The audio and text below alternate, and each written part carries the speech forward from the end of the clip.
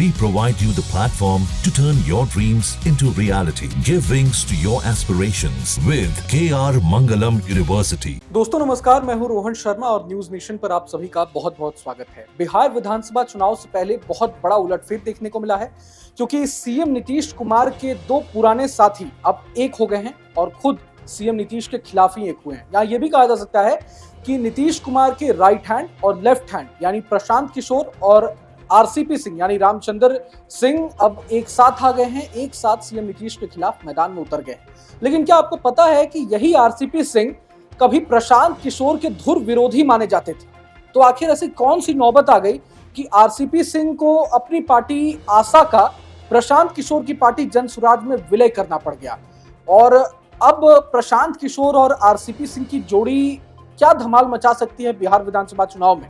ये पूरी कहानी जानने के लिए वीडियो में अंत तक बने रहिए। जेडीयू में कभी एक साथ रहकर एक दूसरे का विरोध करने वाले आरसीपी सिंह और प्रशांत किशोर के एक होने पर सियासत शुरू हो गई है। बिहार विधानसभा के नेता प्रतिपक्ष तेजस्वी यादव ने तो पूरे घटनाक्रम के पीछे बड़े खेल की तरफ इशारा किया है। तेजस्वी ने इशारों ही इशारों में बताने की कोशिश की है कि आरसीपी सिंह और प्रशांत किशोर को साथ लेकर कौन आया है। तेजस्वी ने तो कहा कि दोनों लोग जेडीयू में ही थे, एक राष्ट्रीय अध्यक्ष थे और एक राष्ट्रीय उपाध्यक्ष थे।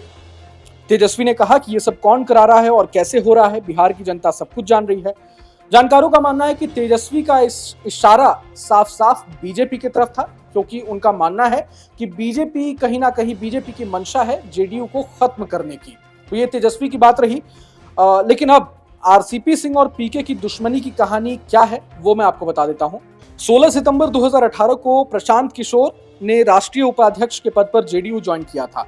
उस वक्त जेडीयू में आरसीपी सिंह का कद काफी बड़ा था। 2010 से पार्टी का कर्ता धर्ता भी वही रहे थे। नीतीश के लिए रामचंद्र बाबू कितने खास थे इसका अंदाजा इस बात से लगा लीजिए कि 2014 के लोकसभा चुनाव के बाद पार्टी के अधिकांश नेता सार्वजनिक रूप से आरसीपी सिंह को पार्टी की दुर्गति के लिए जिम्मेदार मान रहे थे। लेकिन नीतीश कुमार ने स्थिति को भांपते हुए हार का जिम्मा खुद अपने ऊपर ले लिया था और इस्तीफा देकर उन्होंने बिहार की राजनीति का एजेंडा ही बदल डाला था। लेकिन 2020 के विधानसभा चुनाव से पहले आरसीपी और पीके के बीच खटास बढ़ने लगी। प्रशांत किशोर भी अपने लिए बड़ी जिम्मेदारी चाहते थे, लेकिन मार्च 2019 में खुद प्रशांत किशोर ने ही एक ट्वीट करके जेडीयू में अपनी भूमिका पर सवाल उठा दिया था। असल में प्रशांत किशोर ने ट्वीट करके बताया था कि 2020 विधानसभा चुनाव को लेकर पार्टी के चुनाव प्रचार और प्रबंधन की जिम्मेदारी पार्टी के वरिष्ठ नेता रामचंद्र प्रसाद सिंह के मजबूत कंधों पर है और उनकी यानी खुद पीके की भूमिका फिलहाल राजनीति के शुरुआती दौर में भूमिका सीखने और सहयोग करने की है। जानकारों का मानना था कि पीके ने यह ट्वीट जानबूझकर सार्वजनिक करके एक तरह से स्वीकार किया था कि पार्टी सुप्रीमो नीतीश कुमार ने उन्हें इस चुनाव में कोई काम नहीं दिया है। चुनाव प्रचार से लेकर प्रबंधन तक का सारा जिम्मा आरसीपी सिंह के ही कंधे पर था। 2020 के विधानसभा चुनाव करीब आते आते ये खटास और ज्यादा बढ़ने लगी थी। नीतीश कुमार के ये दोनों दिग्गज पहली बार नागरिकता कानून पर आमने सामने आए। दोनों की लड़ाई इस कदर बढ़ गई कि जेडीयू महासचिव आरसीपी सिंह ने अपनी ही पार्टी के उपाध्यक्ष प्रशांत किशोर को अनुकंपा पर आए नेता करार दिया था। उस वक्त आरसीपी सिंह ने प्रशांत किशोर पर निशाना साधते हुए यहां तक कह दिया था कि पार्टी में अभी भी अध्यक्ष का चुनाव हुआ है और इसका मतलब कार्यकारिणी भंग हो चुकी है। ऐसे में प्रशांत किशोर उपाध्यक्ष नहीं है और उनके पास पार्टी से बाहर जाने का रास्ता खुला हुआ है। इन दोनों नेताओं की दूसरी लड़ाई शुरू हुई चुनावी मुद्दे और चुनावी अभियान को लेकर। आरसीपी सिंह कहीं ना कहीं नीतीश कुमार के 15 साल के कार्यकाल पर चुनाव लड़ना चाहते थे। वहीं प्रशांत किशोर का मानना था कि चुनाव भविष्य को लेकर लड़ा जाता है। तो ये दूसरी लड़ाई इन दोनों के सामने आई। काफी बयानबाजी भी एक दूसरे के खिलाफ इन लोगों ने की थी।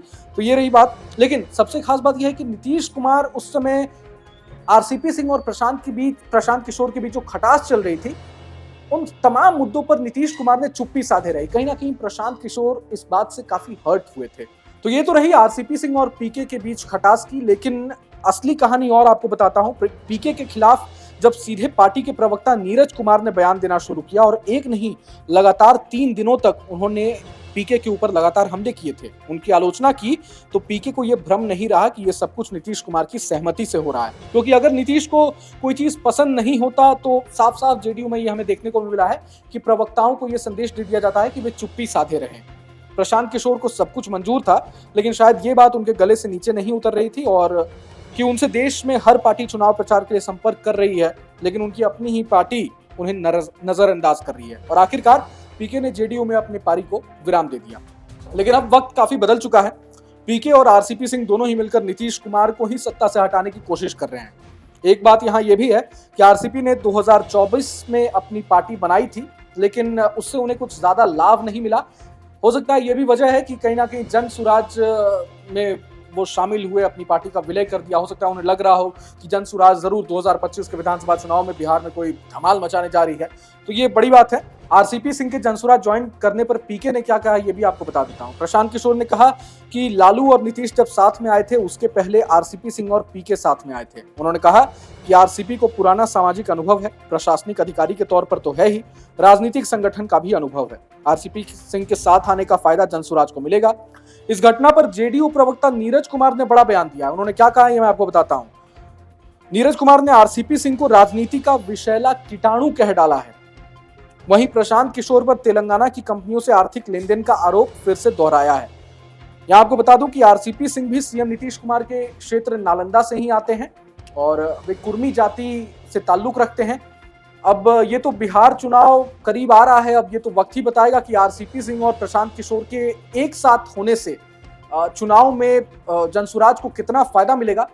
बहरहाल पूरे मसले को लेकर आप क्या कुछ सोचते हैं, हमें कमेंट बॉक्स में जरूर बताएं। और ये वीडियो आपको कैसा लगा, ये तमाम चीजें आप कमेंट बॉक्स में बताएं और चैनल को सब्सक्राइब करना ना भूलें। बहरहाल नमस्कार।